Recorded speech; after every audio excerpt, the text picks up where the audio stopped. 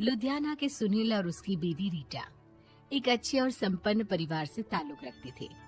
एक दिन रीटा की भाभी उसके घर आती है।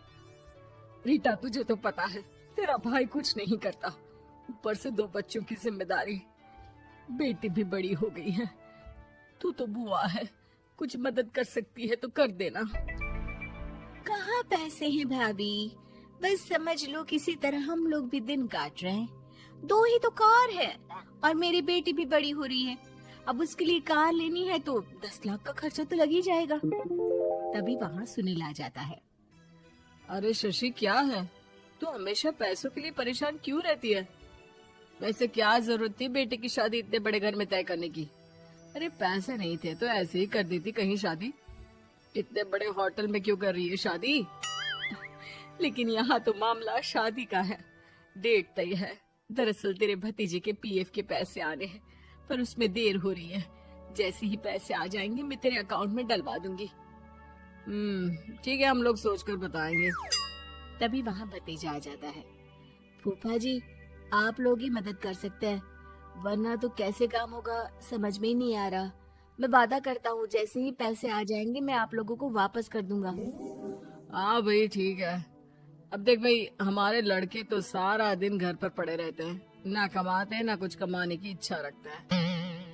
लेकिन चल, ये ले, कितने पैसे चाहिए? जी 4 लाख रुपए। ठीक है, लेकिन पैसे ध्यान से वक्त पर वापस लौटा देना।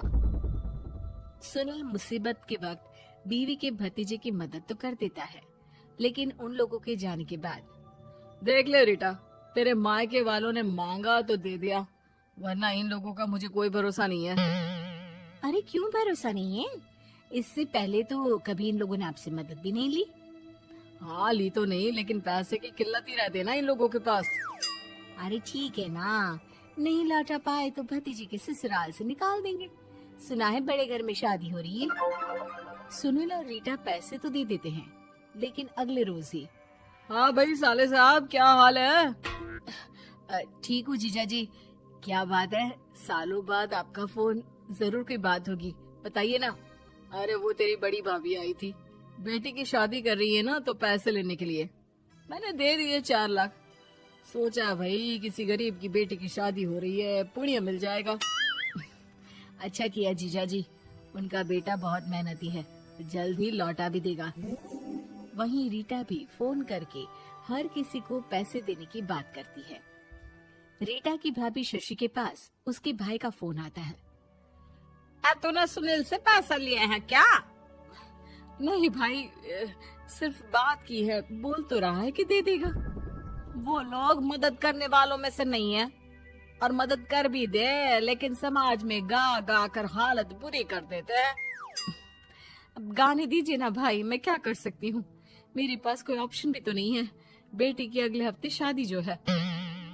शशि की बेटी की शादी हो जाती है, लेकिन शादी के 1 महीने बाद ही सुनील का फोन भतीजे के पास आता है। हाँ भाई, शादी तो हो गई हम लोगों की दुआ से। अब देख, ऐसा ही फायदा होता है पैसे वाले रिश्तेदार हो तो। तेरे वक्त पर हम कैसे खड़े हो गए थे, लेकिन अब पैसा लौटा दे भाई। जी, मैंने पीएफ के लिए अप्लाई कर दिया था, उसके नोटिफिकेशंस मैं आपको भी भेज देता हूँ। मुझे लगता है 10 दिन में पैसे आ जाना चाहिए। जैसे ही पैसा आएगा मैं आपके अकाउंट में डाल दूंगा। और ना जी ना, कोई नोटिफिकेशन नहीं चाहिए, पैसा चाहिए, पैसा। अब ठीक है अंकल, बस 10 दिन का समय दे दीजिए। अभी हफ्ता भी पूरा नहीं होता कि भतीजे के पास उसके गांव के दूर के चाचा का फोन आता है। अरे बेटा, क्या बात है, सुनील के कोई पैसे ले रखे हैं तो दे क्यों नहीं देता? हाँ चाचा जी, बात तो हुई थी, 10 दिन का वक्त मांगा है, उम्मीद है हो ही जाएगा।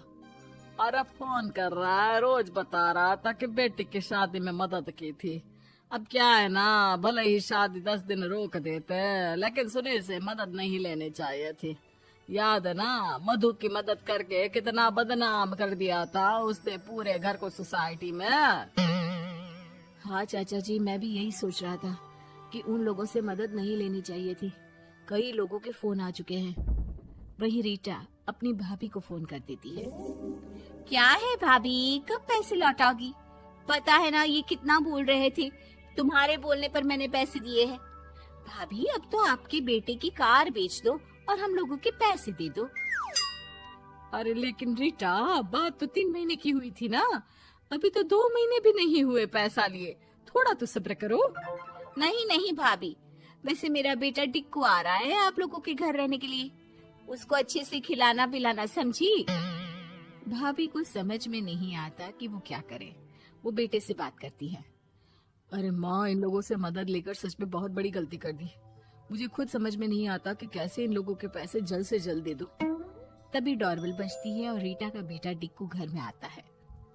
आओ बेटा, मामी के घर पहली बार आए हो रहने। आप पापा बोल रहे थे कि आप लोग पैसे का ब्याज तो दे नहीं पाओगे, तो तब तक मैं यहीं रह लूं।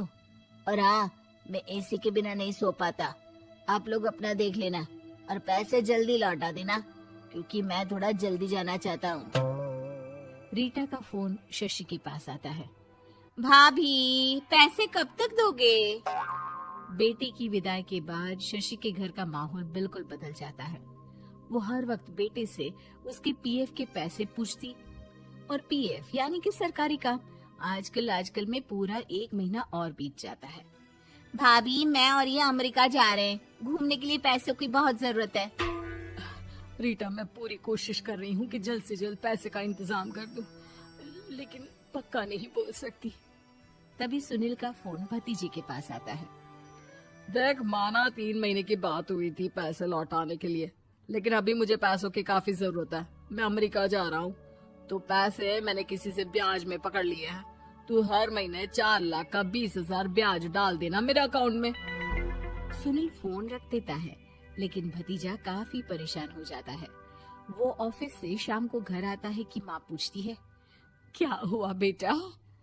बेटा माँ को सारी बात बता देता है। माँ भगवान के सामने हाथ जोड़कर खड़ी हो जाती है और रोने लगती है कि तभी बेटे का मोबाइल पर मैसेज बजता है। माँ पीएफ के पैसे आ गए। और वो ऑनलाइन ही सुनील के पैसे वापस कर देता है। भला हो भगवान का।